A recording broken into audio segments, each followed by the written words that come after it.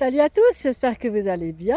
J'ai envie de vous partager une réflexion par rapport à un article de presse qui est apparu cette semaine, comme quoi les chats mangent trop d'oiseaux et nuisent à la biodiversité. Et du coup, ils cherchent une solution pour régler ce problème.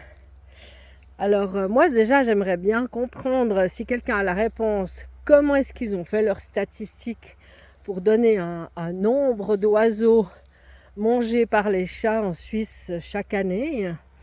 Je pense que c'est une moyenne sur une petite portion de chats, mais je ne sais pas comment est-ce qu'ils ont suivi les chats pour savoir le nombre d'oiseaux qu'ils mangent. Enfin bref. Sur Instagram, j'ai vu un commentaire d'une personne qui m'a fait rire et qui est tellement pertinent parce que cette personne avait écrit et les oiseaux mangent trop d'insectes et trop de vers de terre.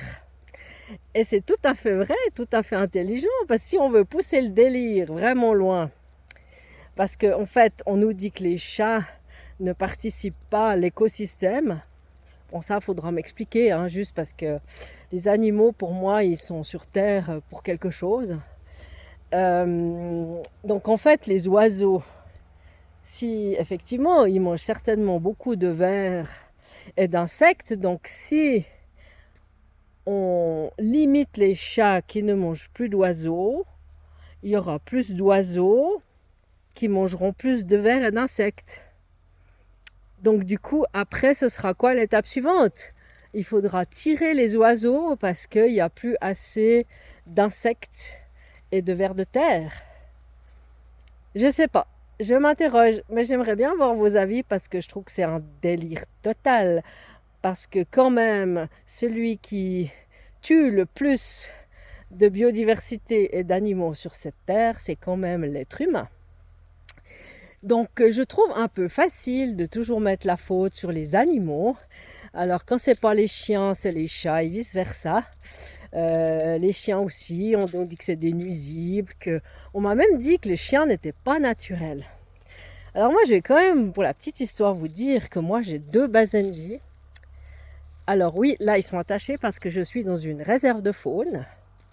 Donc Basenji, si vous regardez sur internet, c'est des chiens très anciens qui n'ont pas été modifiés par l'homme et qui sont même sur les peintures égyptiennes.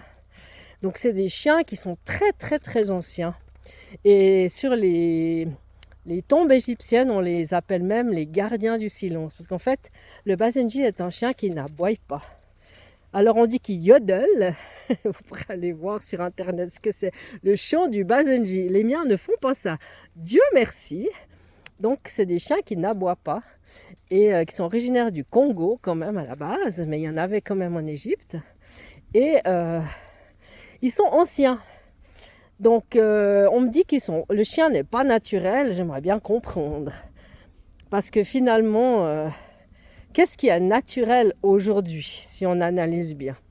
Alors, n'oubliez pas de voter ce week-end pour ou contre la biodiversité.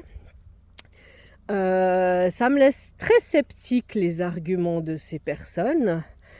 Parce qu'en fait, si ces personnes estiment que les chiens et les chats sont nuisibles, à mon avis, ce ne sont pas des vrais amis de la nature. Surtout s'ils disent que leur projet ne va pas péjorer la dernière votation sur l'électricité, donc ne va pas péjorer l'énergie verte, à savoir les panneaux solaires et les éoliennes, qui handicapent les paysages, qui tuent des animaux, qui perturbent les chauves-souris par exemple, et certains oiseaux, qui tuent même des oiseaux. Donc c'est vraiment très très contradictoire et très interpellant. Parce que ces gens se disent amis de la nature, mais en fait, c'est des amis de la nature qui les arrangent eux.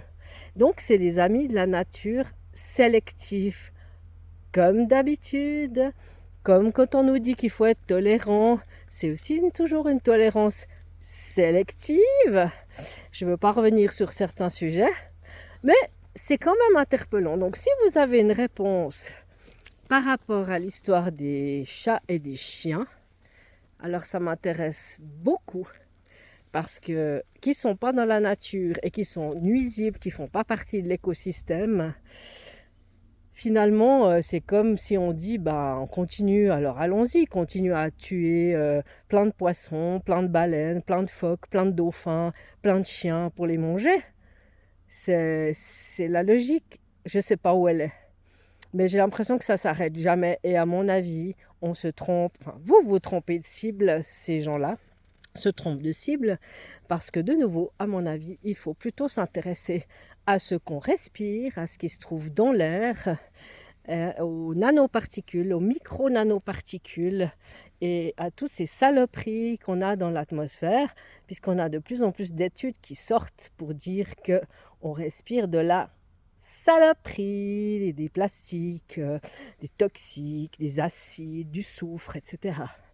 Donc, à méditer sur cette question, mais je trouve quand même un peu fort qu'on veuille limiter les chats. Et puis ensuite, comme je dis, est-ce qu'on limitera les oiseaux et ainsi de suite. Donc en fait, la chasse continue à se faire, parce que la chasse, c'est pour la régulation. Par contre, le cycle animal alimentaire, ça, on n'en tient pas compte. Donc ça, moi, je suis quand même perplexe. Et l'être humain me dégoûte. Plus, comme on dit, il y a une phrase qui dit « Plus je connais les humains, plus j'aime les bêtes ». Allez, salut!